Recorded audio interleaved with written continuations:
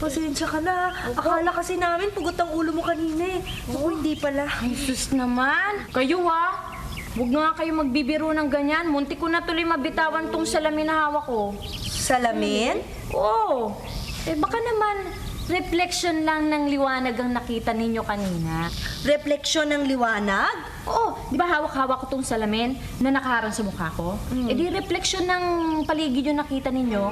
Kaya akala nyo tuloy pugot ang ulo ko. Eh mismo nga ako nga naloko rin ng reflection eh. Abay, inilubog ba naman sa tubig yung kandila na hindi namatayan ng sindi?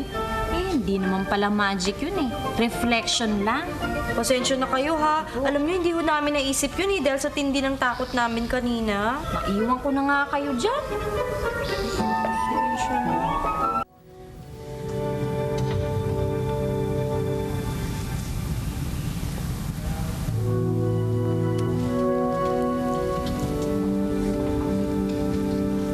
Agatom, sumablay na tayo kanina sa refleksyon ha. Hindi na tayo pwede pumalpak ngayon. Alam ko na. Tuklasin natin kung paano naglalakbay ang liwanag. Madali sabihin yan, pero mahirap gawin. Anong mahirap? Ayan, oh. May manghuhula. Diyan tayo magpapakonsulta. Naku naman, Agatom, napaka-unscientific mo naman. Ano naman alam niyan tungkol sa liwanag? Baraha lang naman yung ginagamit niya. Sigurado mayroon. Kini-question nyo ba ang kakayahan kong manghula?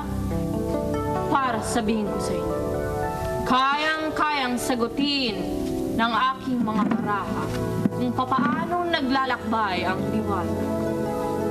Paano? Ganito.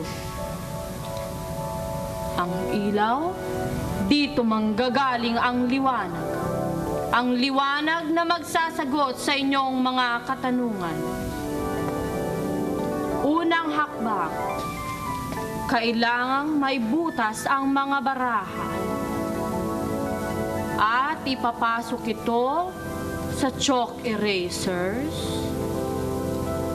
At kailangan din ng PC para pagpantay-pantayin ang mga butas. Ayan. Tingnan ninyo. Ano ang inyong nakikita?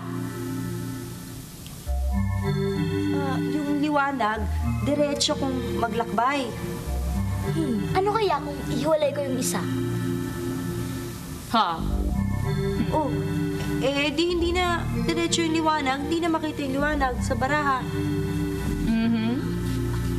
Sabi ko na nga ba, palpak ka eh. Hindi palpak ang baraha, iha. Hindi lamang makapasok ang sinag ng bumbilya dito sa mga baraha, kaya't hindi nyo makita. Ganun ho ba? Naku, pasensya na kayo ha. Magaling naman pala talaga kayong manghulay. Bilib na ako sa inyo. Hindi hula yon. Ano? Napag-aralan ko ito sa science class ko. Ha? Scientific method din palang ginagamit nyo sa panghuhula nyo. Sabi ng hindi nga hula yon. Ano nga? Ayaw ninyong maniwala sa baraha? Pwes, Brown out? Naku, ang dilim. Paano yan? Paano natin makikita yung liwanag niyan? hindi brown out. Nasa loob tayo ng isang light-proof room. Paano natin makikita ang liwanag dito? Kahit sa dilim ay makikita mo ang liwanag. Liwanag sa dilim? Ang labo nyo naman. Nga? Hindi malabo yan kung tayo'y mag-e-eksperimento.